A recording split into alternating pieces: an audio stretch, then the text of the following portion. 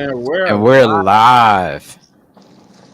What's going on, everybody? So, I know y'all expecting this Friday Night Smackdown review, but we're gonna get there. We're gonna get there first because this was, even though it was like a video, it was introduced as a video package on SmackDown. I decided that it deserves its own little segment before we get to the SmackDown review, so that way we don't take up a lot of time doing the SmackDown review talking about it. So we're gonna talk about it right here. We're gonna start this video off with the announcement of the SmackDown United or the Women's United States Championship, as because of the reports I can't really say SmackDown, but more likely SmackDown exclusive Women's United States Championship. So before we start getting into what we feel about this title, let me put you into some context.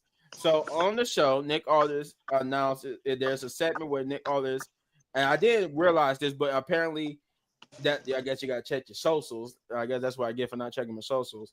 But Nick Aldis on Twitter and Instagram or whatever had said that he had a major announcement for later on in SmackDown. So I guess it was a good thing for me because it came as a huge surprise. But so yeah, so it's a 7-minute SmackDown tour. I think it's towards the end of the night. Yeah, it's right before the final segment of the night. And somebody at the store. I think Shay over there getting some groceries. But no, yeah. So at the Yes. before the final segment, uh, we get the unveiling of this Women's United States Championship. So we do have an official look. I know it's hard for you guys to see, but it's basically the set. It looks like the United States Championship, that which we call the LA Knight wears, except we got a white strap. Um, and it will be on SmackDown, and from wordings from Michael Cole is that women from both Raw and SmackDown will be able to have a chance to compete for this title. Now this is where things get a little complicated because the multiple reports that we got since this was announced. We have multiple reports. First, we got the report, and I'm gonna explain why this is relevant, because we got the report from PW Insider that says that Raw and SmackDown, because remember this has popped up multiple times before, but now PW has confirmed that Raw and SmackDown will indeed be 3 hours going forward after when January hits. So when Raw goes to Netflix, so that I'm guessing that week when Raw goes to Netflix, both shows will be 3 hours in that week. I don't know for sure. We do know for sure for Raw, but I don't know for SmackDown. I don't know. Maybe SmackDown goes to 3 hours the week after, but the assumption is that it's going to be that same week that Raw goes to Netflix. So the way how this connects to the mid-card title is the multiple reports. Since there's multiple reports detailing about what this possibly could be. Basically all the reports are reporting that the as of right now, the Women's United States Championship will be defended on both Raw and SmackDown. But with the news of it being 3 hours, both shows are going to 3 hours in January, it's safe to assume that either this coming Monday on Raw or in the Raws leading up to the Netflix, especially with Tiffany Stratton's interview talking about a Netflix title that would serve as the mid card that could be either it's going to be the Women's Intercontinental Championship, which I think that's where it's going to be, or it could be like she said, a Netflix title. Either way, there's most likely going to be a mid card women's title on Raw, and all this compounded is to say that this is going to be a two shows that are going to have two different titles, and that they're going to bring up a lot of women from NXT to fill out the roster to take up these titles so they can actually have the time to plot stories and rivalry and stuff for these titles. Now, with that being said, My initial problem, because we're gonna even though these are speculation, rumors, and stuff about what if they do get a mid card title for Raw stuff, we're going to go under the assumption that this is going to be a title that could be defended just like the women's tag team championships on both Raw and SmackDown. My problem with that is that actually makes it worse. See, the problem that Raw and SmackDown had is beyond the main title picture, we had nothing for these women on both of these shows to do. And with a brand split, even though you could call it maybe a soft brand split, but with a brand split, it kind of make things weird. Because what does the women on Raw do? Like they say Meat Chan becomes the first women's United States champion. What are the women on Raw going to do? And when they don't have something to do for them on Raw, the writers and Triple H, they kind of like have everybody on Raw like just in the ether, just sitting there doing stuff that doesn't really amount to anything. And then vice versa, if you got somebody on Raw who wins the title, and then they beefing with somebody else on Raw, and then somebody from SmackDown, it gets kind of weird trying to do this back and forth thing. So what I'm getting at is that my problem is that this doesn't. If it is just going to be, let's just say they're not getting the title on Raw, and this is just going to be the title that could be defended on both programs. That brings the same problem. It doesn't fix the problem 100%. It fixes it a little bit, but it don't fix it 100% because then you got women who just still won't be doing anything. And then if you're not gonna book it, and then the booking is the other problem too. Triple H has Right. shown the signs that he's fixing the booking enough to where this is going to be something. Because there's no indication we're getting rid of the women's tag team titles. So with that, it's like, okay, well, we're not getting rid of the women's tag team titles, and we're gonna and we could get possibly 4 titles now, yeah, 4 titles. You got the women's tag team, then you got the women's Intercontinental and women's United States. All this something it needs to be 3 hours for both shows. But the thing is, we got to start trying to break this stuff up. That's the other problem. So now if we do introduce, let's say we do get all these titles, now you got to try to space things out. This brings a whole different thing with the book. This all comes back to booking for me. And I'm trying to say is I'm just weary. I'm excited, but also weary of the fact that how is this going to go booking wise? How are we going to make time for the tag team championships? How are we going to make time for the women's Intercontinental and the women's United States? How are we going to, because trust me, if you want these titles to get over, these can't be 5-minute matches. These got to be at least a good 10 to 15 minutes, hopefully 15. Like we need good time to build these up and it doesn't need, for the love of God, don't give it to somebody like Bailey or I'm glad that you mentioned that point. Because, don't because that's give it what to that somebody like, I'm trying to so, basically anybody so that's a world that got world championship gold or has been a world champion. Do not give it to them. No so the thing Charlotte, no Bailey, no Rhea, no Liv. Raquel is fine. Anybody that's basically haven't held world championship gold, it needs to be somebody new. We need to build somebody up, and it will make sense. That's why I said we need something for both shows.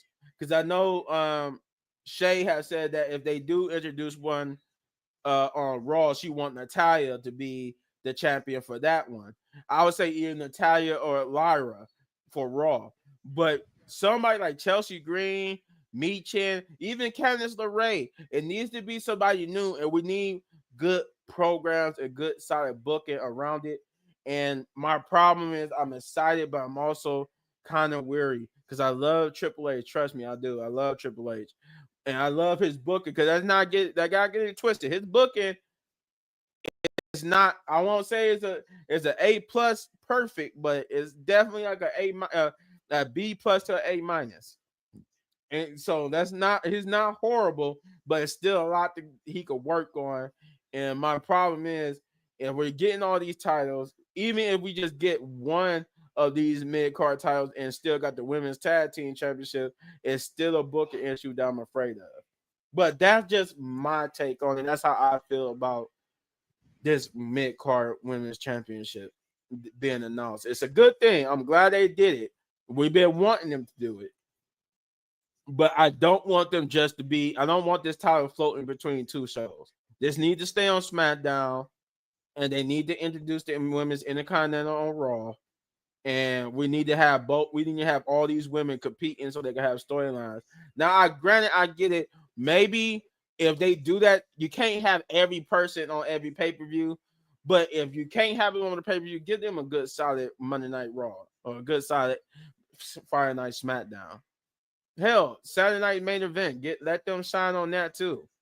You know, we still don't know anything about when we're gonna see somebody be crowned or how they even gonna be crowned. I guess we gotta wait and see in the coming weeks. But yeah, I don't want this title. That's one of the biggest things. I don't want it to be floating between two brands because it's just gonna be more the same. We're just gonna have women not doing anything. But that's just my take. What about you, Chris? So with me, the point I was gonna bring up, what you said, you don't want to see the title like on someone like Bailey or like Charlotte. So the thing was, I can see them at least holding that belt possibly first, simply because they want to put like some prestige behind the title to, kind of like how the men's United States title is.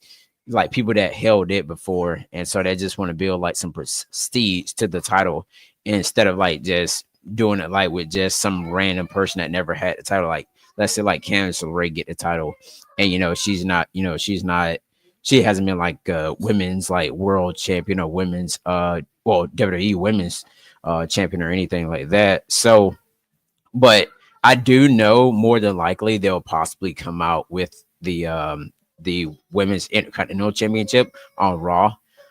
So maybe since January is approaching us really fast, really fast right now. Yeah, because it's already like we only got 3 more weeks until Survivor Series, and then after that it's gonna be like December 1st, and then we're like, well, dang. Then we get Saturday main event, and then after that it's gonna be Christmas, and then like, oh shoot, we're in January, New Year's, all that stuff. So, I really feel like I think after Saturday Night Main Event, we don't get another pay-per-view until February. That's the Royal Rumble, right? Yeah, the first week of February is the Rumble, so they'll probably do some good things on the show as far as like Raw and SmackDown. But as far as when you were mentioning Raw being 3 hours and SmackDown, of course, will be 3 hours for the first time. I think it'll be very interesting to actually see because more than likely between hour 3 and hour 1 is more likely going to be like some bloodline stuff, but it also gives us the opportunity to see who's going to fight for that WWE United States Women's Championship as well. But as I was saying before, I think we will get the Women's Intercontinental Championship as well and put some prestige behind it, and maybe let someone who's been like a multi-time women's champion actually hold that title for a little while, and then our underdog just comes up and actually beat them and stuff like that. So that's what I feel. That's what I feel like is going to happen. Now, a lot of people did say, now one person, and well, actually a couple people did say that what is the need for that belt? And I was like, don't say that. I was like, I know you're AEW. You're gonna spark a whole rage. You talk about what's the need for it? The need? Have you not watched the product? There's a need for it. And some of the people I watch, I'm not going to shout out any channels or anything, but they're like some AEW advocates. And so I was like, well, what about, I commented and said, well, what about the AEW trios titles? What's the need for that? And what's the need for the don't get us started, because they got so many titles that don't have a need for Ring of Honor and all that stuff or whatever on the AEW show. Like, come on now. So, but yeah, it's definitely needed because You see more Intercontinental Champion, United States Championship matches with the men versus you do with the women. You'll probably see your main stars like a Jade and Bianca, and then you'll probably see whomever else like Liv and stuff like that. But you won't see like the other people like a EO Sky or something like that. Even though she's about to fight for the belt, depending. And then with as far as her, she could be one of the people that could win that title as well. No, it So needs to be Kyrie. It needs to be Kyrie. If yeah, yeah, anybody from Damage Control is either Kyrie or Dakota when she yeah, retires, but it needs to be one of them two. right. But as far as I remember you saying, like maybe they should do like some call ups. So I think No, well, having I no, they that's what the reports were saying, that because it was going to both shows was going to 3 hours, and we're gonna possibly get in. Well, we already got the SmackDown Women's United States Championship, but we right. could possibly get in the Women's Intercontinental. They saying the report saying they're gonna be bringing up women from NXT to help fill out both rosters to accommodate both titles. Right. Okay. Cool. But I definitely know Roxanne is gonna get called up for sure. I definitely know that Jason James is gonna get called up because it's been way overdue. It's been like what 2 or 3 Her and years. Stevie Dolan. It's been way overdue for both of them. Yeah, it's wow. But yeah, I that's my take, on Raw and SmackDown moving to 3 hours starting in January. Well, next year. I know Raw is gonna be 3 hours in January, but not sure on how they're gonna do SmackDown. But we'll see when January Yeah, 6th does come for Raw, and then what is it like the 9th or whatever 9th or 10th for SmackDown that week? yeah, something like Yeah, that. Yeah, but yeah, we'll have to wait and see on that. Like I said, according to PW Insider, that's the part. That's the people who broke the news that Raw and SmackDown will indeed be 3 hours. I mean, if we get both of these titles, they're gonna need it. They're gonna need it. I will say, you know what? That one of the best things about the women, if they do have both the Intercontinental, if we do get the women's Intercontinental Championship, like how we just got the women's United States, it brings structure and kind of an order to both shows. Because now that little third hour or that little time where you don't know what to put on, you could just do the same thing with the men as you do with the women now. Something could be devoted to the main stories, and then you can have something for the secondary stories. You don't have to have this weird. What do we got to figure out to do for this whole third hour? This whole second half of the second half leading into the third hour. You don't have to have this weird what do we do thing with it. Now you could kind of just go, well, we focus on the main, the mid, and then we had a little bit of a teaser of what we could expect coming, whatever we do. Um, but yeah, I don't know. I still think that because I know you were saying like somebody like Charlotte or Bailey could have the mid card titles to put prestige on it.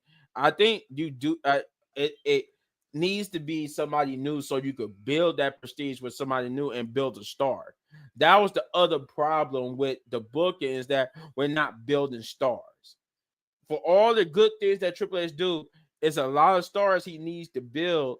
And I think this is the perfect opportunity to build a new star instead of putting somebody who's already established. I mean, yeah, granted, you're right. If you put somebody established on there, you can bring in some prestige, like how John Cena and everybody did with the United States. But but that still doesn't solve building up new stars problem. That's because when WWE gets they has tunnel vision on a main star like Charlotte or Bailey or anybody, they kind of don't let them build up new stars. They kind of like focus on them being dominant. Then like, oh wait a minute, we forgot to build up a new star to beat this dominant person. So it kind of like that's why I say let it be somebody new. That way you could start off building somebody new. And then maybe down the line, or Charlotte or Becky or Naomi or somebody, even a Nia could come down and grab the title eventually. But I would like for them to start building up new stars like how they did with Kalani Jordan in NXT. They let her build her name off being the first, women's North American champion. But Shay, what do you think about this whole announcement of the mid card title? Finally, because we was just talking about that the other day in the group chat. Like, when is it going to announce it? And like, it's been so long for women to have anything. Like, the Divas Championship was in the 2000s. Like, that was so long ago. Like, they need something else for the women that don't get opportunities, like Charlotte, Becky, Sasha, those type of things. But I think this is what they're going to do. So they're going to make Charlotte come back at Royal Rumble or whatever she comes back. They're going to give the title to Charlotte just to put infamous on it, because technically she has every title, for her to be, prestige. Then they're Oh going to let God. Tiffy fight her at WrestleMania for the title. That's why I think that might happen like that. That's how Tiffy's going to get. She should get the United States first. That's what I feel. And I really think that her cash in might be failed now, since they're so-called getting this championship. And then by January, February, they will get the other IC, and then Natalia or one of them will get that, and then they're just gonna keep it moving like that. That's how I feel, because I mean, it makes sense for somebody that, or just have Natalia get it, or just have Tiffy to get it. I mean, she's a good wrestler, so just go ahead and let her have it, and then she fight Naomi or somebody else for it, and then it goes, I really, in I really order. feel, I really feel like with that, I feel like that's gonna start up like a whole lot of stir up, and that's when people are gonna blow off at Triple H. It's like, why'd you Oh have yeah. Tiffany to hold this, this briefcase for this X amount of time, just for her to get costs or whatever. Huh? Maybe by what's her face, Candice LeRae. Candice LeRae, Yeah, yeah, Candice LeRae. Yep. yeah, No, yeah, that's and then definitely going to stir up some trouble because they already got backlash for what they did with the men's Money in the Bank. That is more likely because of don't that. tell me about that again, man. God dang, that just made me mad. It's my point going with it is that because of that, I don't think we're going to get a failed Tiffany cash in, because if she fails to cash it in, or they try to pull another Austin Theory, that's going to get Triple H backlash. What won't get him backlash if she cash in and take the title from either Liv or Naya, which they're angling for her to take it off of Naya, because as you see how the way the program's going and how they setting things up, especially with Candice LeRae, those are the little hints to tell you that she's most likely going to cash in on Naya and take the title off of Naya. She because they hinting at them two becoming rivals. And Candice LeRae is definitely going to be the especially after what happened tonight, and we're about to get into that in a moment. But especially what happened with tonight's episode, that's pretty much going to be how she probably turns babyface. Yeah, I'm more than likely feel like that's how she's gonna do. That's what's gonna happen. She's gonna turn babyface for that. Well, with that being said, we're gonna transition over, as you can see from the background change, to the Friday Night Smackdown review. So, starting off the show, we got the OG Bloodline coming out, and I love the way how they did it, because this was reminiscent to how they did it at Crown Jewel. Roman and Jimmy come out together, no Jay. Jay comes out by himself, and if you notice, did you notice how Roman reacted when Jay came out? Roman came out and was about to cut a promo, and then when Jay's music hit, he like, what the heck? Like, he got mad because he like, what's going on? I guess it's like I guess they trying to say it's not really all connected, because Jay won't come out with Roman and Jimmy. He comes out to his own music, and you can see Jimmy coming out with Roman. And I'm like, well, yeah, that's kind of pertuitive to what Jay was saying. He was saying, as me, they know who I am, they know who you are, and yet you still coming out in Roman's shadow. You don't come out to your music like how Jay come out to his music. You just come out with Roman like you still like his you still act like his lackey. So I don't know what they doing with Jay, but Jimmy, but I did notice that they little dissension. He was looking all upset, and how again Jay was getting a almost a bigger pop than Roman, but then Jay would ask Roman to hear Sammy out, or to hear him out. He didn't really say Sammy's name, but he was like to hear him out because we need him, blah blah blah. And then Sami Zayn music hit, which you can see Roman get angry. So Jimmy was telling the truth that Roman really was angry with Sammy. And Sammy would come out and basically plead that what happened at Crown Jewel was legit an accident, and that he enjoyed that little moment they all had together, and gave him reminding him of the time where they was all together riding high. Everything was cool.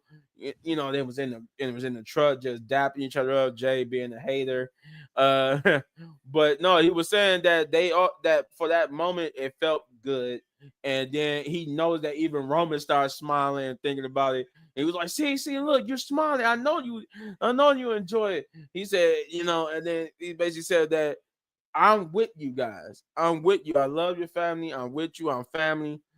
All you gotta do for me is one thing, and that's apologize. And Roman was like, "You want me to apologize to you?" He was like, "Not to me, to Jay." And he would go up to Jay and say he's sorry, and then he said, "I'm sorry. I'm sorry that I let you waste my time with this. He's not family. He's not blood. It's not even about him. It's about Solo." And he yelled for Solo to get out there. And that's when we got my boy. Oh man. Who? Jacob Fatu. He said, "Let me wise you up, stupid." He said, "Solo is either the tribal chief or you everybody else. And you haven't been tribal chief for so long, Roman. Solo is the tribal chief, which makes you like everybody else, back of the line." He said he don't jump when you say jump. He don't move when you say move. He move on his own time, which means at the end of the day, you're gonna have to acknowledge that. And that part there, it was it was pretty entertaining. But when he said stupid, you know what the other word he wanted to say, but he Yeah, realized it. Yeah. yeah. So Then again, Randy went and broke the barrier, so I don't know. He probably could have said it because when we get to it, oh boy, Randy let off a word that had to be censored. But yeah, so that was it for that segment. You saw Sammy. I think Sammy walked up the ramp. Yeah, right. Sammy was just still walking up the ramp because he had after Roman refused to apologize. Sammy, I forgot to say that because I got so excited about Jacob's part. I forgot that Sammy got out the ring and basically told Jay that he was gone, he was done because he can't even apologize to him. And then they just basically Jimmy and for the first time, Jimmy and Jay was both upset with Roman. Like, dude, what are you doing? We need Sammy. Jimmy seemed like he finally came over, even though it was like he spent all this time being mad at him so quickly. Now all he needed was like one little pep talk, and he was all of a sudden now he was cool with Sammy. But everything that's been my whole problem with all this. They moving so fast. We're getting all this together that we don't really get the story to build it up. But that's just me. So, Chris, tell me what you thought about that segment. I thought the segment was actually pretty cool. Um, I thought it was going to get a little bit more intense, but it wasn't that intense as I was thinking about. But still with Jimmy still coming out with Roman, it was like it just felt different. I'm so used to Jimmy coming out with his own, coming out to his own theme song. But and Right. then Jay coming out, by himself, it's like Jay. I mean, it's like Jay, he was the number one merchandise seller, out of Roman, Cody. Well, no, it was I think Cody he and still CM is. Punk. Yeah, and all those Yeet shirt, Yeet glasses, Yeet this, Yeet that, and the kid. I mean, he's a fan favorite, and you can't just have, you pretty much can't have Jimmy, I mean not Jimmy, but Jay to come out there to Roman's theme song, and people are so used to the yeeting thing or whatever. Then I feel like he kind of want to stick to his own thing versus coming out to Roman's theme song. So because I mean Jimmy already knows that that Roman gets a big pop, but Jay gets a bigger pop. So I think it's gonna be pretty. I think it's gonna be pretty cool, and um they'll soon be yeeting again or whatever. Probably together. Whenever this Survivor Series War Games thing go over, but I wonder if it's gonna be War Games or if it's gonna be like Bloodline Rules. You think? Oh shoot, hold on. That's for later in the show. Yeah, yeah. Yeah. God dang it. A little bit of a spoiler for what's happened later on the show, but Yeah. it's still. I'm gonna tell you how when we get there. But Shay, what did you think about it? It was pretty cool at first. I really thought that Solo was gonna come out first because about the ceremony that was talking. They showed it, but I'm surprised Roman came out first or whatever. I kind of did like how everybody else was doing their separate things. Like, of course, Jimmy gonna come out with Roman. He did it for Crown Jewel, and I think he did it the time before that. That Friday night, the week before Crown Jewel or something like that. So I kind of figured it was gonna come out separate. I'm kind of liking how everybody has their different shirts, like Yeet OTC, Yeet red shirt. I like that. Jay, nice. Jimmy got his shirt, his second shirt that he got. I like that shirt too. Sammy gonna have a shirt now too. So yeah, I like it. I like everybody's their single compared competitors. So they have each and every shirt is different. I kind of like that. Or they might have a whole shirt together. You never know. We will guess. I guess we find out later on. Before November, whatever date is Survivor Series. So it was pretty good. I like how Sammy was saying like you're smiling, not smiling, all type of stuff like that. And Jimmy and him did the handshake, things of that nature. It was cool or whatever. All right, all right. I think we did. I'm not sure, but I think I seen like they got an OG Bloodline T-shirt now, right? I think Yeah, they I got. seen that I too. think they got a new. They already got the OG Bloodline T-shirts now. A hoodie. I think. Yeah, I seen like a hoodie and a T-shirt for them. So I do know that we will be getting OG Bloodline shirts. Um, then we get a Jay promo backstage where Roman is walking backstage and basically Jimmy walks up to Roman and be like, "Oh yeah, what was you doing?" It was like, "Why did you do all that?"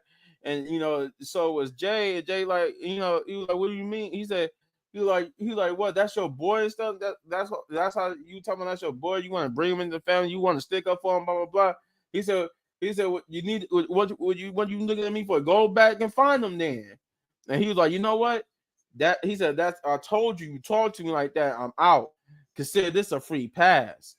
And he'll just Jay would walk away, and Jimmy like, "Bro, like, what are you doing?" Like he was like, "What? You questioning me too now? Huh? Well, you not you questioning me too? Why don't you go find your brother?" And he just looked at Roman like, "Really? All right, all right." So then we got the shot of Roman all alone. He ain't ran Yeah. everybody off. And I'm just like, Roman can't get out of his own way. But Yeah. the thing about this, I like it. This is what we should be getting. What we got at the end of this show should be should be either the week before or the go home show for Survivor Series. We getting everything just too soon. Because this don't mean nothing when they about to when they rushing everybody to get together. But this was a good promo that should have been like a story stretched out over weeks. But again, I don't think they just did that because they didn't want to make Roman look weak. But we will get to the first match of the night, which was Bayley versus Candice LeRae, and what it could be considered a showcase match. Now, granted, what I would say, I would say, look in hindsight, looking back, when I first saw this match, I'm like, okay, this was a so match, and I just not realizing that Chris has an OTC shirt on. Like when you did that, I'm like, oh, okay. He over there saying OTC, the original tribal chief. He is well, he kind of is. Chris is kind of the original tribal chief of the group. He's the one who brought everybody together and made this, as you would say, bloodline. But Should have got a Karrion Cross shirt. yeah. If he would have done that, he coming to betray us. He going but no, so this match in particular, I didn't think none of it until we got the announcement for the women's, United States Championship. And now this match went from just being an okay match to a good match, because this match was, I can see now, this match was mostly about Bayley putting over Candice LeRae and giving, and so they starting to kind of build the stars for this mid-card title. So this match was good in the sense that it was a good matchup between the two, very good wrestling and stuff. But now knowing that we go to get this mid-card title, it was like, okay, now I really understand why they did this match. This was more so for Candice LeRae than anything. And otherwise, it was a pretty good, decent match with Bayley getting the roll-up finish victory over Candice LeRae after Candice LeRae tried to feign an injury and get like to get her and try to get like a little sneaky win. But Bayley was waiting for it, and she would get the 1, 2, 3 roll-up over Candice LeRae. But Candice LeRae still did look good in this matchup with Bayley. Shay, what did you think about this matchup with Bayley versus Candice LeRae? It was okay. Like same old, same old. All of them fighting each other. Candice LeRae, Bianca, Bailey, all of them, Naomi fighting each other every week, or somebody coming out to distract this person, that person. Same old. It's all right. I thought Candice LeRae was going to win, but I keep forgetting that her partner's not there no more. I thought both of them left, but it was just her partner. So I was like, that's probably No, why she no, didn't win. no. It Maybe, was just Indy Hartwell, not Candice LeRae. maybe if she was there, she would have cheated for her to win. But man, they've been cheating since it was on Raw. So I mean, it was nothing, too biggie her not cheating for her. But it was okay. All right, all right. Chris. It felt so different for Candice LeRae to actually come out with her, for her to come out by herself. And I was like, dang, I wonder if she's gonna have any help. Will she have somebody new All right. that's gonna run out there or something? Hello, Chris. Before I forgot to mention, did y'all see how she still did like her little tag thing with Indy Hartwell, even though Indy wasn't there, showing that she was Yeah, paying attention to Indy Hartwell. She still was acting like Indy was there with her. yeah, it's rough. I just hope they don't. I don't. It doesn't seem like that WWE is like gonna loot, like have her lost in the shuffle or anything like that, simply because the stuff that is happening now where she's getting involved like with Nia Jax and Tiffany and stuff like that, which it seemed it kind of weird of what how it was happening. um I'm trying to remember that spot. I'm trying to remember that spot because I think Tiffany had an opening, but she didn't capitalize on it, which she should have like pushed Bianca, I believe it was, off the rope. I can't remember. I gotta go back and look at it again. But You talking she about had a. what are you talking about? I'm talking about when Candice LeRae came out there, and then Tiffany was up on the top rope, and Oh, Tiffany didn't want like any help. You talking about later on in the night? No, it was. I think it was in a. Yeah, No, shoot.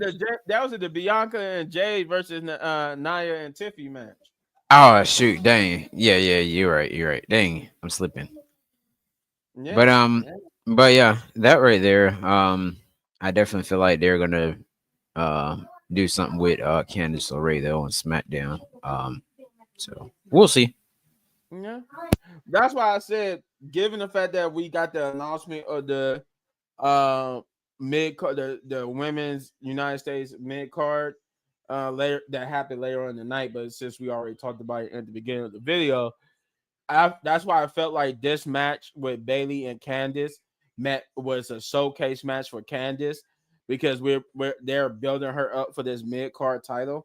That's why I was at first I was like how Shay was like it was just an okay match, but now that I know what they are doing and why they actually really did have this match, this was actually this match got elevated because I'm like okay they elevating Candice LeRae, so I'm like okay this went from an okay match to a good match because this was something for her. Because I couldn't understand why they did it, but then I'm like, nah, dude. Okay, now I get why they put this match on. But then we would get a backstage promo with Motor City Machine Guns talking to DIY. To Johnny Gargano at first, catching up on time. They said they was looking forward to facing them for the title. But then once they left, Tommaso Ciampa came out. Was like, "What are you doing?" Like, what he said? No, I was just catching up with her. Me and I looked up to him. We go back, man. Like there's not that. He was like, look, you up here, buddy. We need to be focused. We need to lock in because they came in and took our spot. They took our titles, and we need to take those titles back. We shouldn't be being chummy buddy with them. It's about getting back on top and taking back what's is ours. Soaring Tommaso Ciampa's frustration. Then once Tommaso Ciampa walked off, guess who walked into the picture? Because we're not done yet. Randy Orton. And he's walked in with a purpose. And this will be the first of two times we will get the shot where the camera follows somebody from the back to the entrance of them doing the entrance and stuff. Randy Orton will be the first. And then thus we will get the Randy Orton promo where he basically would come out and he was steaming. I mean, he was peed off. And this is where I was talking about where Randy Orton, it looked like he's a little hoarse. So I don't know, is he a little sick? It looked like he barely could talk and speak. So, but he basically got it out. Said he wanted to beat Kevin Owens up. He was waiting for this fight, and he dropped the S word. I was just like, oh God, okay, all right, we getting there. And apparently, I didn't know this, but I guess the power driver really was like I guess banned. I didn't know it was banned. And then now because all the outlets and reporters said they unbanned the power driver. But I'm like, I thought it was never unbanned because Undertaker could use it anytime he wanted to. So when was the power driver banned? But I guess apparently it got banned and now they unbanned it. But they played it. I like what they did with it here, but I'm gonna get to it in a moment. So Randy Orton, like I said, was calling out Kevin Owens. He said the S word, and that got the crowd going. And we got a comment here. So Keon, yeah, Randy Orton was going off. Yeah, Randy Orton was definitely going off. And he basically called Kevin Owens, and then it was weird because like in the middle of him going off, Kevin Owens appeared on the ramp, right? So yeah, he was like, "Yeah, get your butt down here," or and then he ripped his shirt up. He was ready. At first, it looked like Kevin Owens was going to listen to the backstage, security and producers, and not go out there. But then he would push one of the producers in the face, and he would run out to the ramp, and we got the brawl. So there was brawling, there was fighting. They ended up getting separated, and then this is the part where I was talking about, where Kevin Owens would kick Randy Orton. He would basically hit him with a power driver, and this was like stop everything.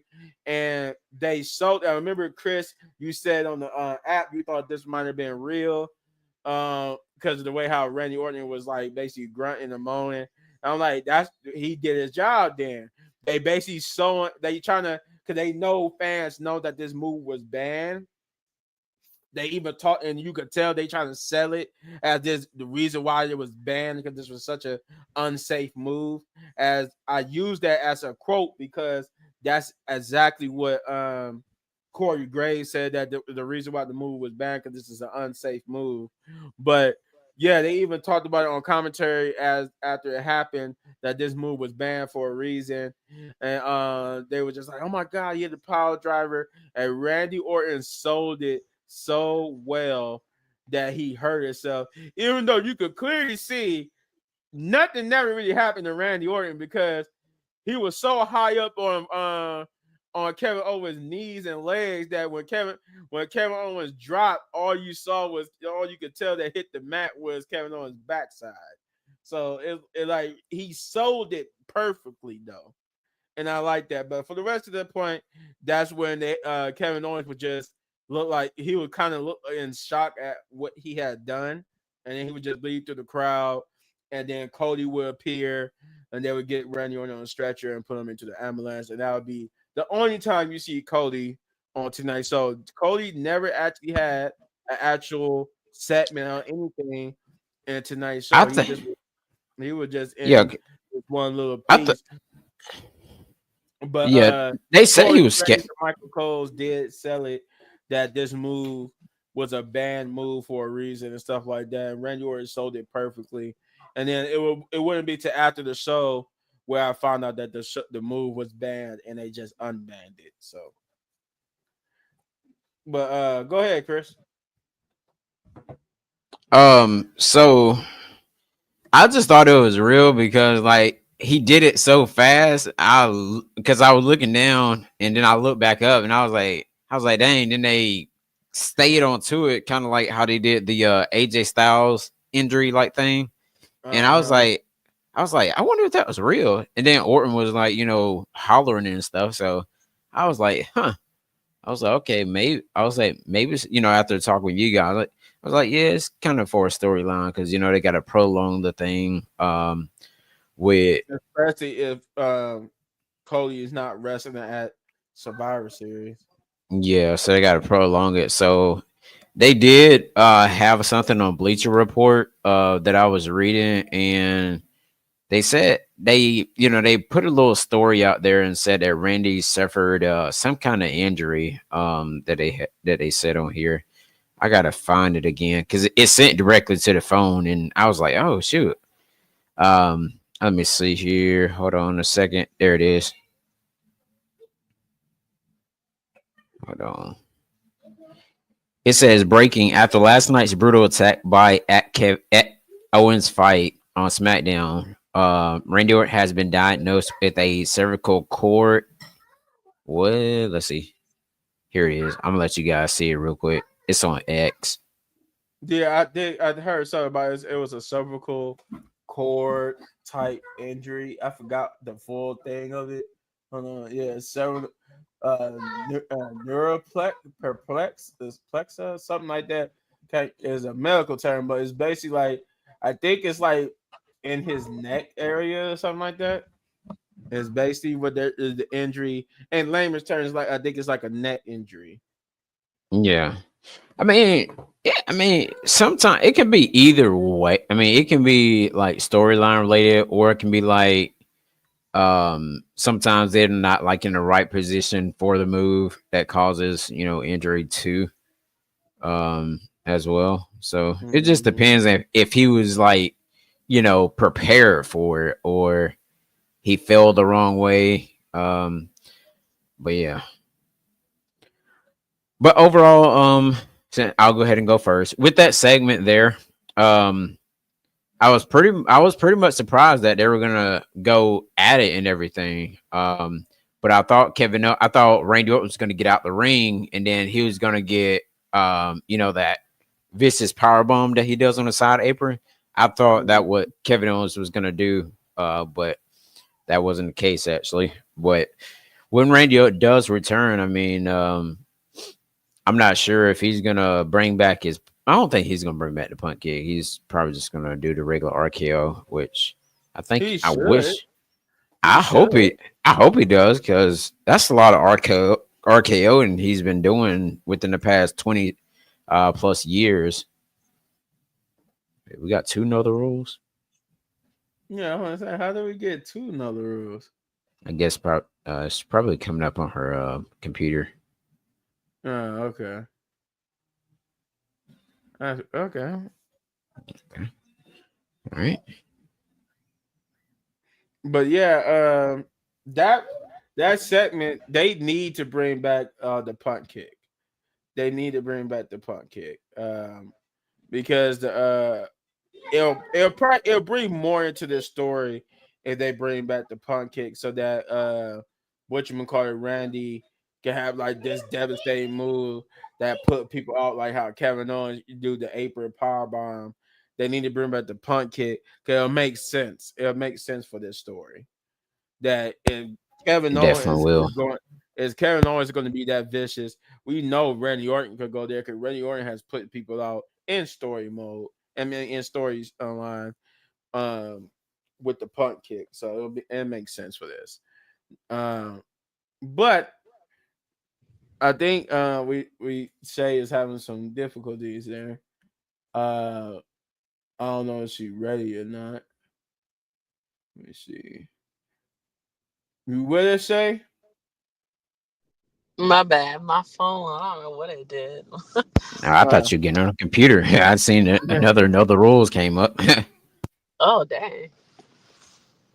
let me see. We got a comment. There's a safe way of doing the power drive, and that's Kevin Owens. Undertaker did when Bret Hart did it to Stone Cold and injured his neck because he did it the wrong way. Yeah, yeah, Yeah, yeah. yeah. That's why Stone Cold need. That's why Stone Cold. I think what. So tell me this: did that have something to do with Stone Cold's knees too? No, no, no, no. The knee injury Okay. was something different. The knee Okay. injury was something different, but that's it did almost take Stone Cold out though. Like it almost ended his career because it was done wrong. Right. Um, honestly, I think the power driver should only be done by big men, because like especially when you got somebody smaller. I don't think nobody like Bret Hart or LA Knight should be doing the power driver because they're not tall enough to do it. That way, you could just that instead of them hitting their head, they could just land on their knees and you could sell it like they landed on their head. Um, but yeah, Shay, what did you think about that Randy Orton promo? Um, I it was so funny because he started coming fast around that corner. I was like, oh, baby boy got something to say. I mean, I don't blame him because, like, I mean, the match was like Conjure. That was like a waste of time. I understand what happened, but Randy had went in on KO. But KO wrong for trying to even like make it seem like he tried to injure him because people really thinking that it's just a storyline. I feel like it's just for the storyline for him for Randy to come back stronger. And you know, like how John Cena came back at the Royal Rumble. Remember that in 2009? Like Mm-hmm. that's what it's giving. Like they're trying to make it like, oh shit, like Triple H was like look like real frazzled when he saw John Cena. So I think that's what they're trying to do. Let John Cena come back at not John Cena, sorry. Let Randy come back at Royal Rumble and have KO started, in the Royal Rumble. I think that's what they're gonna try to do. But my baby boy fine, I talked to him today and he's fine. So Hey, yeah, that just remind me. Remember that one time when Triple H was injured back in 2003, little big man, and then he came back all freaking like that. Remember that video? Well, You talking about when he blew out his knee? yeah, and then he came back on Monday Night Raw, and he had like the jean like vest on, No, and yeah, yeah, yeah, yeah. and then he came back. I was like, what the world? I was but yeah, when he came back, that was definitely like one one big return there too. Mm-hmm. He said Undertaker a big dude along with Big Show. Yeah, yeah. That's right. why I think people like Undertaker and Kane to be the only ones doing those moves because they Yeah, goes I way don't know. more competitor. Yeah, I don't know about Big Show doing a power driver. His knee Yeah, I might don't know give out. about Big Show because it's not really Big Show's repertoire, but somebody like Big Show and them that their height should be the only ones doing the Tombstone And when power they- if drive. they when they do start bringing this stuff back, please don't let Damian Priest do it. Please don't. No, he think Stephanie. he an Yeah, Undertaker no, 2.0 right there. He think he Undertaker. no, Yeah, no, they no. so Rhea Ripley did give him a name, but I can't say it here. He called him the the by Undertaker, the by, Oh yeah, whatever yeah, word, yeah, yeah. Undertaker. Yeah, because that's what everybody was. That's what everybody was telling, calling them Oh wow. on the like Instagram and Twitter and stuff. They was calling him the By Undertaker. You know. But yeah. So afterwards, we get the second match of the night, which is actually the DIY versus Pretty Deadly match, and this was pretty cool for the fact that this was an interesting development for DIY. Um, basically, Tommaso Ciampa started off the match, and I can't remember which one of the Pretty Deadlies. I think it was only one. I think the dude, the one with the brown hair, he was starting out the match too, and Tommaso just went ape. I mean, he went rageful, frustration. He took out both members. Like he just took I'm out. dr- I think Kent Williams is the one with the blonde hair. Yeah, Kent uh Williams. yeah. Yeah, I Let think me that's see. Let me see which one is which. Hold on just a second. yeah. Cause I can't So remember. so the, so the one with, let me see.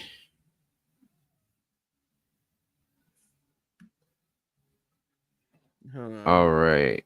So Kit Wilson. I mean Wilson. Elton. Yeah, Kent Wilson. That's the one with the brown hair with the dark color hair, and then Elton Prince is the one with the blondish hair. Elton Prince. Okay. Yeah, Elton Prince. Yeah, he took out Elton Prince, Yes, and boys. the yes boy. He took out Elton They Prince, kill me with that. and then Kit Williams, who was the legal man. By the way, congratulations, who just got married.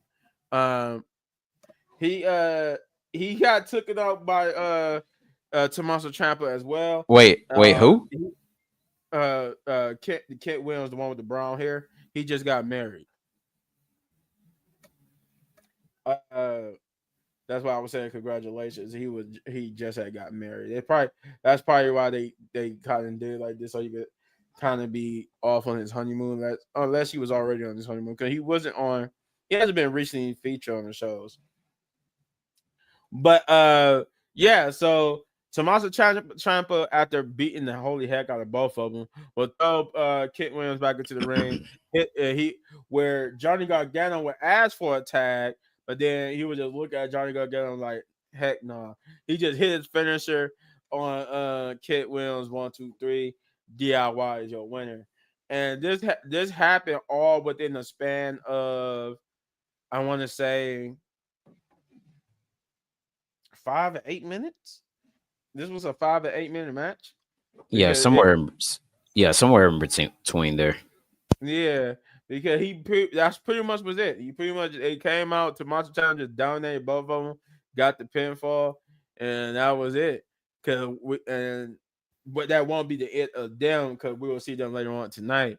But that would be that. That'll be it for that match. Um, Chris, what did you think about it? So I didn't watch like the full match of it, but I figured that that DIY was gonna win that match. Mhm. And you can tell like the mean streak like with Tommaso Ciampa, like it's like all tag teams are disintegrating. Like you got on Raw where it's like the New Day thing, and then you got on SmackDown where it's like DIY, and then it's kind of very similar. But you seen Tommaso Ciampa go in there and then pretty much didn't even want to tag in Johnny Gargano and just went to work by himself. And I was like, Right. well, dang, okay. Uh, and so it was just wild, but I'm not sure, but I've heard like people talk about it on TikTok and of course here on YouTube, where they're seeing that Johnny Gargano will remain babyface, while Tommaso Ciampa, goes heel. But I'm not sure how they're gonna do this. Same thing, kind of like with Xavier Woods and Kofi. How they're gonna do that either? But it was definitely interesting to see what Tommaso Ciampa can do with two people at one time.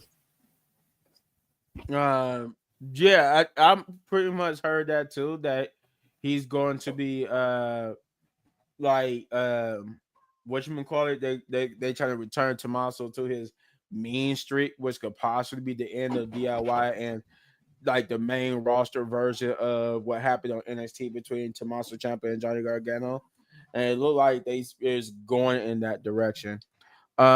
Shay, what did you think about it? That match was so strange. It wasn't bad, but it was just like, here we go. Like, it was not even that long. We all know that DIY was going to win because Trump, he's mad. You can tell he's mad. And it's crazy because he got mad and he was talking to the boy from, the other team. And I'm thinking in my head, like, okay, now you starting to do what Zippy wasn't them doing. I'm kind of happy. I'm kind of happy that I know we're going to get the Zippy win in them turn, but I'm kind of happy they're doing it with DIY because you could tell they wanted to do it with them from the beginning. Take them as the turn, breakup type of thing. But yeah, I think them thinking them was going to win to get a champion shot. We all know what happened, but we all know they might put them in there anyways and make them break up anyways. So I think it's still like a double thing with that. Like they're still not gonna win the titles, and they're gonna break up. You know what I'm saying? So you already know what's gonna happen. Yeah, yeah, possibly. We'll see. But yeah, she did. Shay, you did allude to something that's going to happen. That's going to come up in a few. Um, we did get a backstage promo with Tiffany. Um, I think this is where she was being confronted. Yeah, yeah. Okay, okay. It leads into this match. So yeah, this is where she was being confronted by Candice LeRae. She was jaw jacking with her about what they how Crown Jewel with and whatnot. And Nia Jax would come and confront Tiffany about this match that she had, the match that they got with Bianca and Jade. And she asked Tiffany, "Did you put this match together with Bianca and Jade?" And she said, "Yeah, cause I think if we beat Bianca and Jade, and we could get a championship opportunity out of it, we could take the titles from her before I think she said what Liv and Raquel. Cause then it would be revealed in a few minutes that once we get to the match, it was revealed that Liv and Raquel will be getting a title opportunity Monday. Um, but yeah, so Tiffany, I think she would get. I forgot. I can't remember everything that happened. But I think she got jaw jacked with uh uh Candice a little bit more. With Candice saying that if she was there, she would have won and all that type of stuff. And Nia was just like, "All right, okay, you better be right about this, Tiffany." And they just left Candice LeRae backstage with a pondering, scheming Candice LeRae, and then you got Michael Cole out of nowhere, Snake. I'm like, okay, Michael, I'm biased. Biased, are you?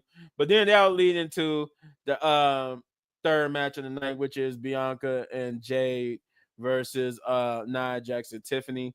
The non-title match, of course, but this was a pretty good match. This was pretty good.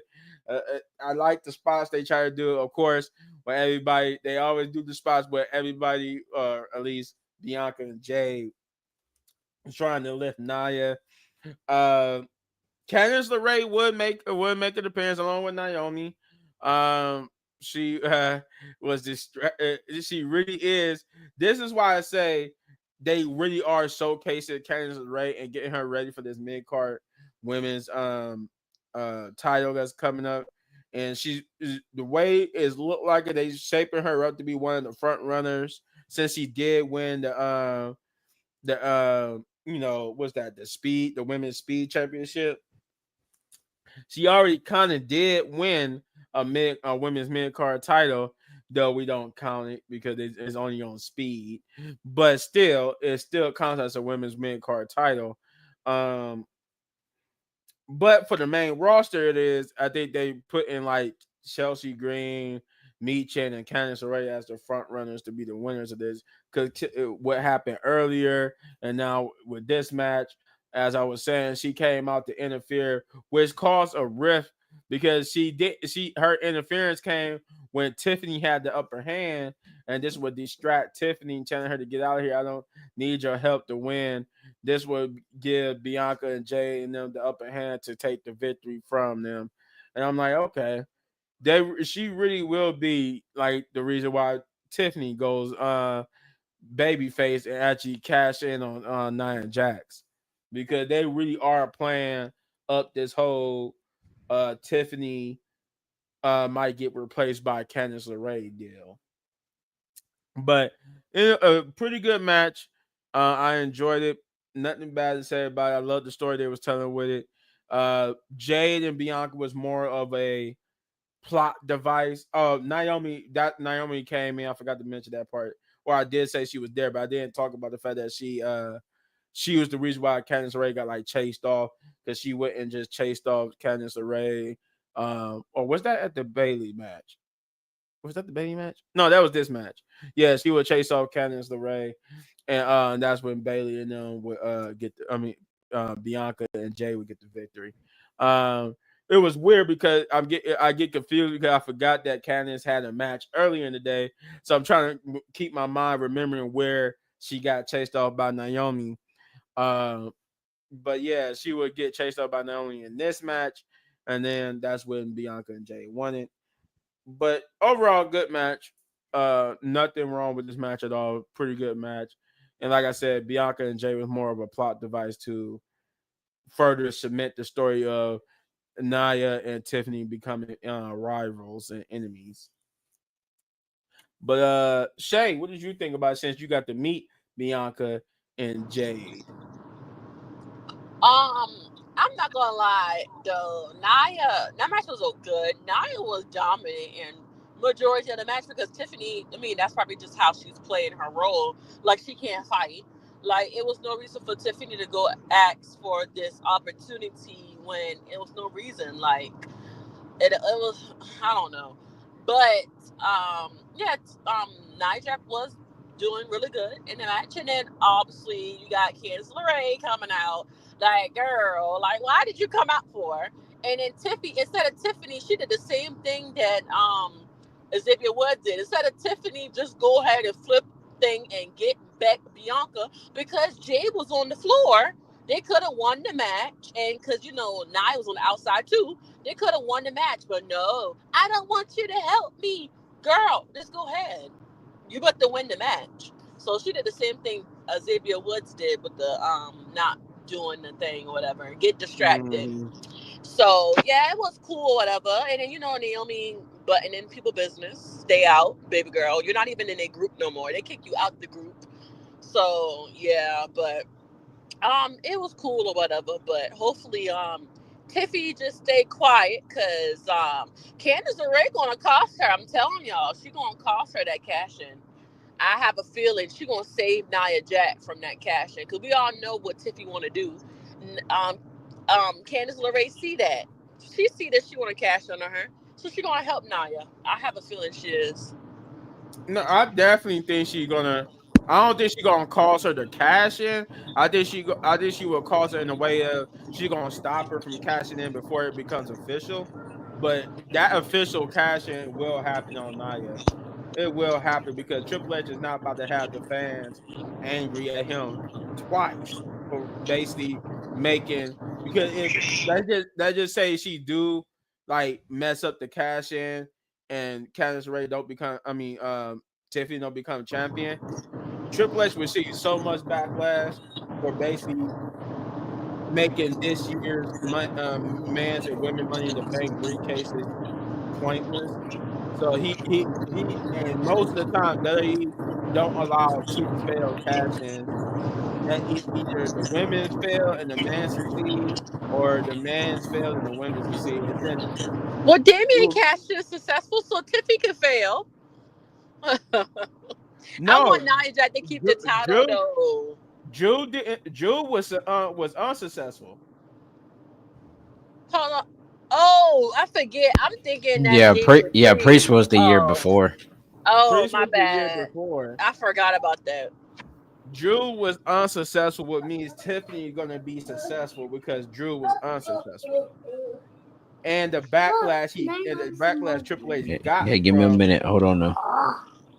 the backlash that Triple H got from Drew being unsuccessful is the reason why Tiffany won't be unsuccessful I because he's really not want gonna. Nia Jack to keep the title though. She hasn't had it for that long. What, 5 months maybe? She need to keep it a little bit longer. Well, I don't think she's gonna lose it now, but I definitely think it's either gonna be like a setup for Mania or something like that. It's definitely gonna be a reason why Tiffany gonna have a WrestleMania match. Okay, that's different then, yeah. So that's a long time from now. Yeah, that's okay. Yeah, I don't think it's gonna happen yet. The earliest I would say it would be the Royal Rumble if they do anything, but it's most likely gonna be the setup for WrestleMania. Yeah, because the person that won the Royal Rumble can cash in too. I mean, or the person that's on the Royal Rumble could get cost too, you know? Whoever wins the Royal Yeah, Rumble. yeah. Either that or they just gonna have Tiffany be the Seth Rollins and Damian Priest and cash in right at WrestleMania and take the title. Then they could have Tiffany do that as well.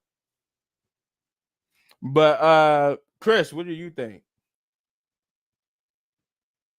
Yeah, it was just like I was talking about earlier. Um, yeah, Tiffany should have just went for her moonsault maneuver, well, finisher, and could have just pinned the women's tag team champions, but that didn't happen. So I'm like I said, I'm ready to see what direction they're taking Candice LeRae into.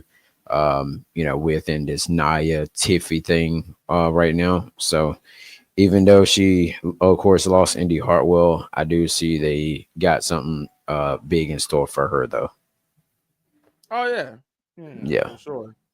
They pretty much they're gonna replace Indy with Naya, and like I said, Tiffany is gonna become a baby face, which is gonna build up to probably WrestleMania where she take the title off of Naya.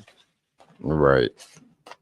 Um, because it's pretty much they trying to say it's gonna be Rhea and Liv at WrestleMania some way somehow. Which I'm like, God, why don't you just let somebody else have the spotlight? But of course, they're gonna try to force Rhea. And like Rhea is getting injured. Leave that woman alone. Let her be. That's why she getting injured so much. But then we get to the fourth match of the night, uh, which is Austin Theory and Grayson Waller or A-Town Down Under versus Motor City Machine Guns. And this was a pretty good tag team match. Now, granted, I didn't know this. I don't know when this was announced a change. I had forgot, but I would until they said something. I'm like, oh yeah, this was supposed to be a Grayson Waller effect. Yeah, It wasn't supposed to be a match. It was supposed to be a Grayson Waller effect segment. But somehow in between last Friday and this Friday, that guy changed it to a match. And what Corey Graves and them said in story was that Nick Aldis basically just figured it always leads to a brawl and stuff anyway. So they just cut the middleman off and just made it to a match instead of a segment. Um, I think this was the right call because I don't really think Motor City Machine Guns needed to be in a segment with the Austin the Grayson Waller effect. I don't think it was needed. I actually think that was a good call to put this as a match instead of just a talk show segment because it really wasn't. It didn't make sense when they were trying to do it last week. But I'm glad that we get these type of bookings where you know what, no, instead of a segment, let's just make it a match. But for that, it was a good one. It was a good match. You know what? For the most part, I was okay with Austin Theory and Grayson Waller. They're not my favorites to see in the ring at the moment. Um, especially that we just abandoned out of nowhere this whole um them splitting apart thing. But like I said, for the most part, this was a good match, another good showcase, and it also proves my theory that when you become a champion, they doing the whole UFC thing where the champions where they gear has like gold like stitchings or like color in it now to show that you're the champion. Just like how they do in UFC when you win the championship in UFC, you have to wear gold like gear to show that not only did you got the belt, but you're also the champion. So they doing that. I noticed it with LA Knight, and now I noticed it here with Motor City Machine Guns, where they new gear now got gold in it because they became champions. And they side plays look awesome too. If you guys caught that, they had some good. They side plays look good. But like I said, pretty good match. It was 30 entertaining, and Motor City Machine Guns would get the victory here over a time down under. Uber athletic. I did like that spot. I will give Gracie Waller that. I do like that spot where everybody do like the little arm thing with him, and he just do that multiple kick up stuff. I'm like that is cool and athletic. But I like how this time when he did it and tried to laugh in the face of I forgot the which one of the City Machine Gun dude it was. He just slammed him back down. Which one was it? I can't. I think The dark hair, or the dark haired one. Well, the dark long haired one, or the short brown hair one. I think it was the long hair one. Alex Shelley. Yeah, Alex Shelley. I think it was Alex Shelley. Yeah. But yeah, like I said, that was a good match with Motor City Machine Guns getting the victory. But that wouldn't be the last time we see Motor City Machine Guns. Like we saw them early in the night in this match. We're gonna see them in a few moments after this match. But go ahead, Chris. What did you think about this match? It seemed like Austin Theory and Grayson Waller was definitely taking them to their limits and everything, as you can tell. Because for a moment it seemed like they were, people were like wondering, like, oh shoot, are they about to lose? Because Alex Shelley, when he jumped off the top rope, no, I think either he jumped off the top rope or he was on the outside there, and something happened to his knee. Oh yeah. He did. He didn't jump off the top rope, but I think he tried to do like a springboard or something. He tried to do. I can't remember. I knew it was either on top of the rope or on the side apron thing or something like that. He was trying to do something. And he was doing a move, and they played it up like he hurt his knee, but they pretty much came in and it was like they didn't sell it for long. Yeah, they did. And Corey Graves definitely didn't. But overall, I have to say the match was definitely good though. Like I say, Austin Theory and Grayson Waller aren't one of my favorites. I mean, still, mid carders to me. But I don't see them like a high mid card. They're kind of like in the low, medium-ish like mid card. Yeah, they're like the low mid card for sure. Yeah, they're like the low mid cards. They pretty much felt that way once they lost the titles, actually. Shay, what did you think about it? It was okay. It wasn't, it was okay. It wasn't bad. Austin Theory and them get beat up though, but that was entertaining. But yeah, but I just don't understand like how one of the machine guns just came out and got the title so fast. Like, is that the motor who? Well, the motor. This is a tongue twister. You gotta say it slow. Motor. You see what I'm saying? She was trying. If you listen to it, she was trying to say Motor City. She was gonna say City. Motor City Machine Guns. Like, how did they get the title that fast? Like, I don't understand that. Like, they just bloop. Oh, got Nick, I believe it was like Nick Aldis. He was like he was definitely pulling some strings to get him there. After them being in TNA for like 20 plus years. Mm-hmm. But to answer your question though, Shay, I think Triple H. Like, remember how we kept saying the tag team titles need to be off of people that was in factions because they wasn't focusing too much on the tag team titles when somebody in a faction had them. Right. aka like the bloodline. When the titles was in the bloodline, it was more about the bloodline stuff than the tag team titles. And I think Triple H wanted to get the titles off of them, but he also wanted to make a good impression with the Motor City Machine Guns because it was coming from TNA to over here, because we got other TNA stars coming over that not just doing the crossover, but they're actually leaving TNA and becoming full-fledged WWE superstars, a la Jordan Grace and her husband Moose, and then you got Joe Hendry. Wait, So wait, who again? and I her know you and said it's Jordan, 10A. Jordan Grace's husband is Moose. I think so. Let me see who it was. Let me see who it was again. Hold on 1 second.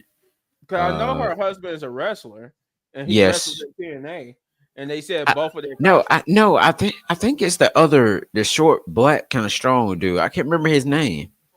I thought it was Moose. No, it's he's a little bit shorter than Moose. Um, I think it's Jonathan Gresham. This guy here. You Oh, got hold on. yeah, Oh, you got sorry. That guy there. Oh, okay, yeah. That's him. Okay. Yeah, Jonathan Yeah, Gresham. they both of their contracts is up, and then you got Jordan Grace. I mean, Joe Hendry, contract is up too. So to answer your question, Shay, that's why Motor City Machine Guns got the title so quickly, is because he's trying to make a good impression, and he needed to get the titles off of them anyway. He needed to get the titles off of the But bloodline anyway. but Just I like he am ready needed to for get the titles off of Judgment Day too. but I am ready for Joe Hendry to sign with WWE because he's gonna get a real big pop, man. I'm being Oh so serious. yeah. I wonder if Oh they're gonna yeah. have him. I wonder if they're gonna have him to start off in NXT again, or if he's just gonna like shoot to the main roster. And if he does, do you see him on Raw or SmackDown? Well, from what the reports are saying, if they, able to work this out in time, they Mm-hmm. will be on the main roster as far as the Rumble. But I think both as an actual permanent home, they're going to go to NXT.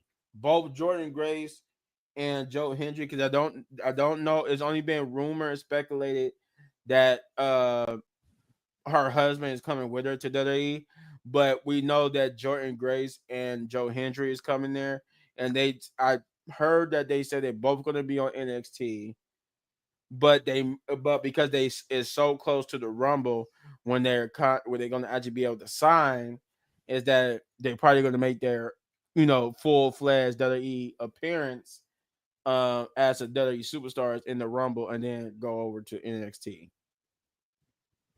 That's how I feel. But Okay.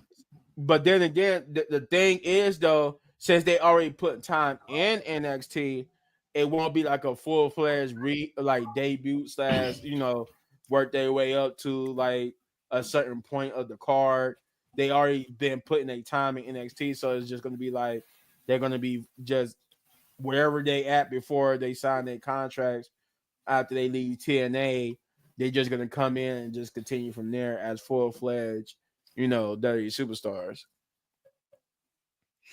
But because you can't ignore the crossover, you can't just ignore it like they haven't been crossing over there. So Right. they pretty much putting their time in already. So And yeah, it was in that. Like I said, it was definitely a matter of time when Jordan Grace was losing that title to transition over to WWE fully. yeah, her pretty much her tenure in TNA now is just to put over the champion, because she's pretty much going out the door. She's going out the door. But like I said, we will see Motor City Machine Guns again. Because backstage after they match, they would get confronted by DIY. This time, telling them that they want a title opportunity against them, and that they was like, okay, yeah, of course, man, We don't mind getting you an opportunity because that's what we're here for. We wanted to win the title. We wanted to face the best, and we're glad to give you an opportunity. He said, "Well, good, because we want our opportunity next." And then he would get interrupted by the Street Profits. This was Tommaso Ciampa, by the way, talking, and he would get interrupted by the Street Profits, who would say who would take his next week and say, as I think it was Montez Ford, because he was because he was about to say, "Yeah, I want our opportunity at those titles next week," but instead the next week I took it by Montez saying that next week we're going to be getting our opportunity because we already talked to Nick Aldis and it was going to be made official.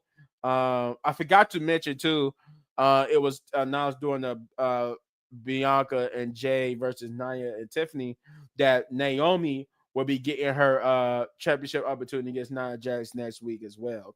I forgot to mention that earlier. But yeah, Montez mentions here that they're gonna get that opportunity next week for the titles, and that's what Tommaso would just have a full blown fit telling Johnny, like, you see, this is what I'm talking about. These people talking Slam the damn water bottle. right, slam the water bottle like this. I'm fed up with this.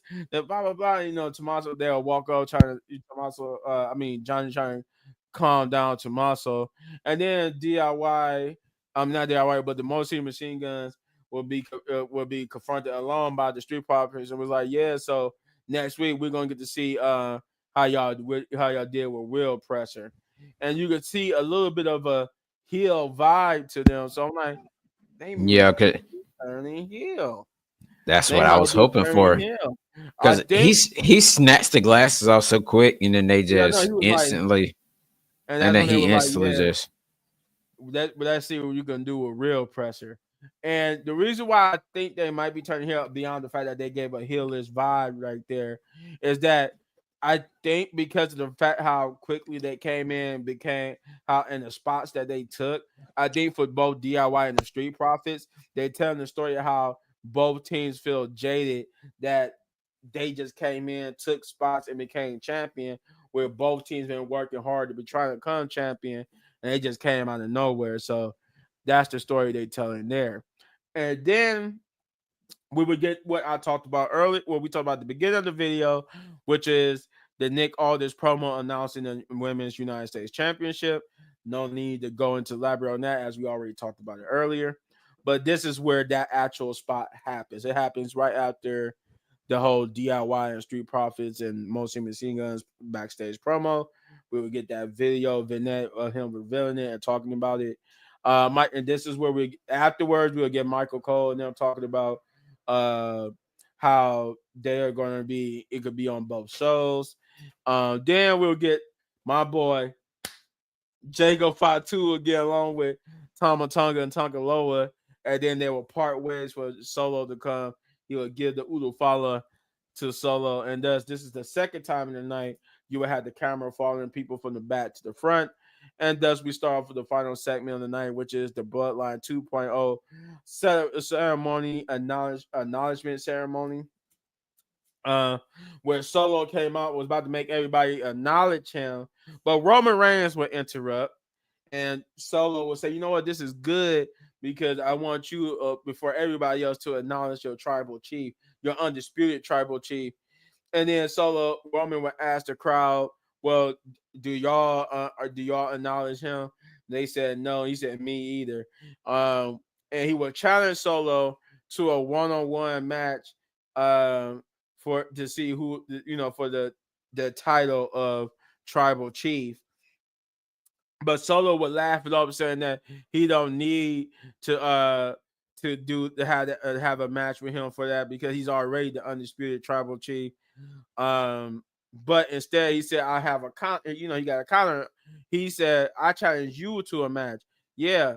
And I think Chris, you said this earlier, which so I don't have to beat around the bush, as Chris already spoiled it. He challenged Roman Reigns to a War Games match, and Roman Reigns was like, he said, "What you mean War Games?" He was like, "But it's only." He said, "It's only 4 of you." He said, "Yeah, it's me, Tonga, Jacob, and Tonga Loa, and the fifth person, my boy Sami Zayn." And Sami Zayn will walk back out and standing on the at the top of the ramp, and almost in belief. He had everybody believing, at least at this moment, that there will be that Sammy was joining the Bloodline 2.0, and they would jump Roman and start beating them up. This where Jay and Jimmy would run out past Sammy and they go help him out, and they kind of like took each other out and neutralized until it was only Solo and Roman in the ring, and Solo would hold Roman, and then he was getting ready to do a Samoan spike. But instead of doing it, he kept glancing. He double take. He was like, "Wait a minute, Sammy's still up there." He was like, "No, you come here." He told him to come down to the ring, and which Sammy did, and he tried to egg Sammy into Haluna kicking Roman, saying, Remember what he did to you? Everything he's done to you? Kick him." Kick him right now. And Sammy went for the kick, but he didn't hit Roman. He hit Solo. And when Roman seen this, Roman finally acknowledged, and all too quickly faster, because it's still too quick for all this to happen, but he just stuck his head at Sammy, and I think he hit like the spear on Solo, and then they just stand in the ring with Jay, and then we'll get back into the ring. And I'm like for the moment, I'm like, wait a minute, what happened to Tonga Loa? And then I'm like, they just was standing there out in the ring. They didn't even try to get into the fight. It was only really like they got into it for a minute, but after they got knocked out of the ring, they never got back in the ring. They just stood there watching everything happen. And they just dragged Solo out the ring after he got speared. And then Jay will put the one up. Jimmy will put the one up. And then Sammy and Roman will have this stare down. And Sammy put the one up at staring at Roman. And he will and so did Roman. And they will walk up to join Jimmy and Jay to signal that the OG bloodline is back. And they start jaw jacking with the Solo and the old 2.0 bloodline as they was leaving, talking about this is on you, this is what you wanted. So we're getting this match, but if we going by what Roman was saying, we still need one more person each for both teams. Unless yeah, that now let's now do a 4-on-4, because it is supposed to be 5-on-5. It is supposed to be 5-on-5. That's what confused me. At first it confused me. Then I thought about it when Solo told Roman, he said what 4 people is going to team up with you. I was like, hold on, 4. I was like, hold on, we only got Jimmy, Jay, and of course it's going to be Sammy. But who's going to be like the 5th for Roman's team? Who's going to be the 5th for both teams? The Rock is gonna come. We all know that. We know The Rock gonna come in and be like, "Yo, I want to fight." You know that, and that's when Cody gonna come out, and because he want to fight Cody, so it makes sense. Remember, The Rock said he want to fight Cody. He don't like Rock. He don't like Roman. But the thing is, Shay, Cody is not scheduled to be at Survivor Series. Oh, I forgot about that too. I just remembered. He's not scheduled to be there. So that's why I'm saying he's not scheduled to compete at Survivor Series. Who's going to be the 5th person? Now I don't know. I can't say it's Zilla, because I know. Right. I mean, of course they do that. You got the WID thing, whatever. But yeah, he's not officially a WWE superstar. But then they signed their cousin the other day. Yeah, to NXT, but I think that's right. No, it's about Lance, the one that was in WWE before that that fought Shane McMahon at one point. Oh, okay. Yeah. Then they got. Let's go yo too. You got Hukaleo and Lance. Yeah, and then they got. Well, I don't think Manu is ever gonna come back to WWE. Yeah, I don't think he's ever gonna come back. Yeah, but I think it was him or somebody else. I seen on TikTok in some independent circle, but no. But I don't know. Who is it gonna be? Yeah, I don't know who we're gonna have to see. I know. Okay, we could safely assume that one of us is gonna be Hukaleo. One of them is gonna be Hookah. He is under contract. They just haven't debuted him in TNA yet. But I'm guessing before he go to TNA, he's gonna team up with one of them. But it's still, if that's the NXT. case, yeah, he's going to NXT. But I'm guessing he's gonna team up with either Roman or Solo, and then we still got to solve who's gonna do what. So I'm guessing that for the rest of the build up to Survivor Series is going to be who they try to get to be the fifth members of both teams. Yeah, I think we'll probably get who's going to be revealed possibly the day of Survivor Series for Right. one of the teams or And the something other like team that. is like a mystery. Yeah. Yeah, one of those going to be a mystery. I say Joe Hendry. Let him be. That'll be the wild card. You let him be on Roman's team. He's gonna just smile. But that pop would be crazy if it was Joe Hendry. Yeah. But that's it. That was all that happened. But Chris, what did you think about that segment? I thought the segment was definitely pretty cool. I didn't know, as I mentioned in the app, I didn't know they were gonna pull the trigger this fast. I thought they were gonna at least wait to next week or the week after to kind of try to transition everything together. But there's still like cracks in cracks that needs to be filled and everything. With Jimmy, Jay, Roman, and of course Sammy. So it'll probably officially be sealed up maybe the week before Survivor Series.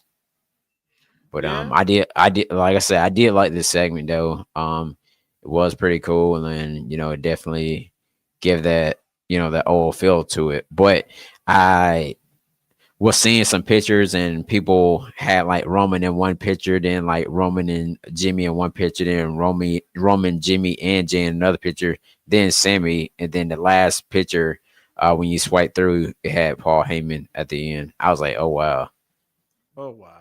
But Paul Heyman's got to return at some point to get back at Solo, because they put that man through the table. I don't remember the last time Paul Heyman. When was the last time Paul Heyman got put through a table? Was it by Brock at one point when him and like Big Show feuded about like a decade plus ago? Wasn't that the last time he got put through the table? No, when he portrayed Brock Lesnar for Roman, I think Brock put him through the table. Okay. I think that was the last. I remember he got beat up for portraying, because when Brock and Roman was beefing, and he chose to Roman Reigns to be Roman Reigns tribal chief instead of being the advocate for Brock Lesnar, and Brock Lesnar attacked Paul Heyman. Gotcha. But the funny thing, every time Paul Heyman gets attacked, he cannot sell the hell out of those attacks. His events are the worst sellers ever. But Paul Heyman. Go ahead. No, I was just saying, Paul Heyman, he's a big guy, and it's kind of hard for him to sell because he has that stomach on him, so it's difficult. Yeah. But go ahead, Shay. What did you think about this final segment? It was good. Solo's been killing these last couple of days, but Solo say, it's just 1, 2, 3, 4. Solo, he was funny on the segment though, I'm gonna lie. But I can't wait to see, if they're doing 5 members, I can't wait to see who the 5th member going to be. I know it's going to be a mystery because they're going to drag this out. We all know they're going to drag this out next week and the week after, because it's 3 weeks. Yeah. So they're going to drag these next 2 weeks out.